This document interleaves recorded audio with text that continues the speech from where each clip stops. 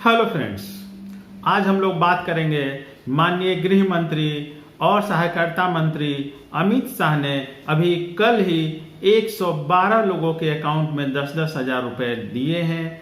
उसको लेकर हम लोग चर्चा करेंगे तथा प्रेस कॉन्फ्रेंस में अमित शाह ने और क्या क्या कहा, इसको लेकर भी हम लोग चर्चा करेंगे। और साथ में मैं यह भी बताऊंगा कि सहारा हाउसिंग और क्यू शॉप वालों को कब पैसा मिलेगा। तो इस सभी विषयों पर मैं विस्तार रूप से आज चर्चा करूंगा आप लोगों के साथ। अगर आप लोगों ने अभी तक हमारे चैनल को सब्सक्राइब नहीं किया है तो प्लीज सब्सक्राइब कर लीजिए। दोस्तों, जैसा कि आप लोगों को पता ही है कि सन 2015 में आरबीआई ने सहारा की नॉन बैंकिंग फाइनेंशियल इंस्टीट्यूशन की जो लाइसेंस था उसको रद्द कर दिया था।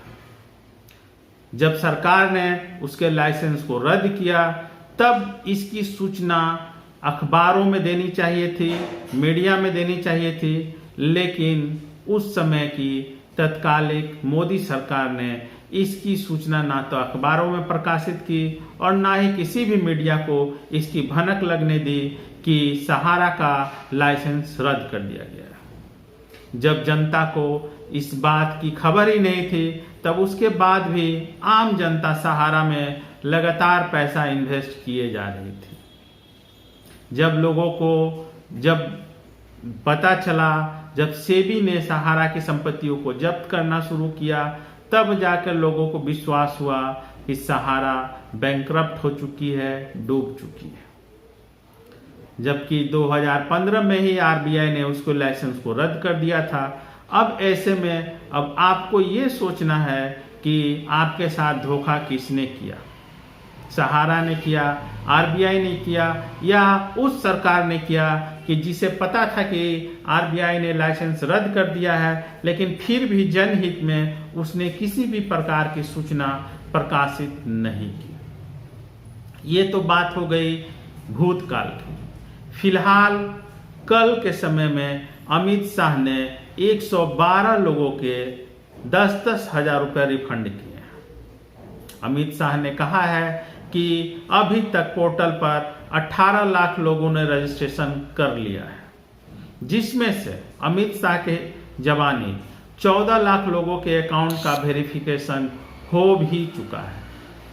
मतलब अमित शाह ने कहा कि 18 लाख लोगों ने ऑनलाइन रजिस्ट्रेशन करा लिया है, जिसमें से 14 लाख लोगों के अकाउंट का वेरिफिकेशन हो चुका है। मतलब अब आप सोच सकते हैं कि सिस्टम कितनी तेजी से काम कर रहा है। ये बात मैं नहीं, अमित शाह कर रहे हैं। तो ऐसी उम्मीद की जाती है कि आने वाले दिनों में बहुत ही जल्द बाकी के 14 लाख लोगों के खातों में भी कुछ पैसे, जैसा कि अब पिछले जो 112 लोगों को 10-10 हजार रुपए दिए गए हैं, तो उम्मीद की जा रही है कि जिन खातों का वेरिफिकेशन हो चुका है उन खातों में भी 10-10 हजार रुपए कम से कम ट्रांसफर किए जाएंगे, रिफंड किए जाएंगे। तो दोस्तों, आप लोग अपना मोबाइल लगातार चेक करते रहें। हो सकता है कि कभी भी आपके खाते में 10 हजार रुपए की सौगात माननीय अमित शाह आपको दे दे। अब ये सोचने वाली बात है कि आपका इन्वेस्टमेंट कितना था और आपको कितना मिल रहा है। कुछ लोगों का 10 लाख, किसी का 20 लाख, तो किसी ने अपने जीवन की पूरी गाढ़ी कमाई ही सहारा में इन्वेस्ट कर दिया था, लेकिन उन्हें रिफंड कितना मिल रहा है? सिर्फ 10 हजार।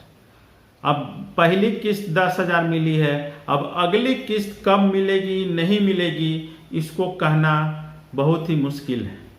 चूंकि 2024 में लोकसभा चुनाव होने वाले हैं, तो इन चुनावों को ध्यान में रखकर अभी 10-10 हजार दिए जा रहे हैं। अगर 2024 में फिर से मोदी सरकार आती है तब हो सकता है कि आपको 2029 तक इंतजार करना पड़े अगली किस्त के लिए। तब आप सोचिए कि आपकी गाढ़ी कमाई आपको किस तरह से किस्त में करके मिलेगी।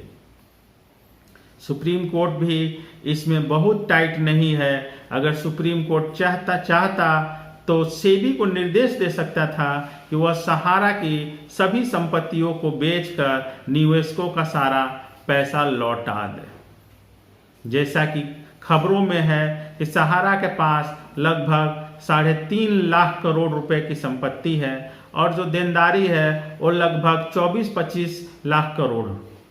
तो इस स्थिति में अगर सहारा की संपत्तियों को बेच दिया जाए तब सभी निवेशकों का पैसा आराम से मिल जाएगा। लेकिन अभी तक इस तरफ ना तो सेबी ने कुछ किया है, ना ही सरकार ने, और ना ही सुप्रीम कोर्ट ने इधर कुछ भी इसको लेकर निर्देश दिया है।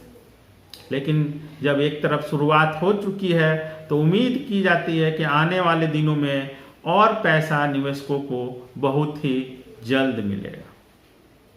ये तो बात हो गई कि सरकार किस तरह से निवेशकों का पैसा लौटा रही है, अभी तक कितने लोगों को लौटा चुकी है। अब मैं बात करता हूँ, बहुत सारे दर्शकों का सवाल पिछले कुछ वीडियो में आ रहा है कि सहारा हाउसिंग और रियल एस्टेट के लोगों का क्या होगा, उन्हें कब रिफंड मिलेगा, वो अभी अप्लाई कर सकते हैं कि नहीं कर सकते हैं, इस तरह के बहुत सारे सवाल आ रहे हैं। तो दोस्तों, जैसा कि आप लोगों को पहले से ही पता है कि सहारा हाउसिंग और सहारा रियल एस्टेट में जिन लोगों ने इन्वेस्ट किया था उन्हें पहले सेबी ने एक बार रिफंड करने के लिए ऑप्शन दिया था।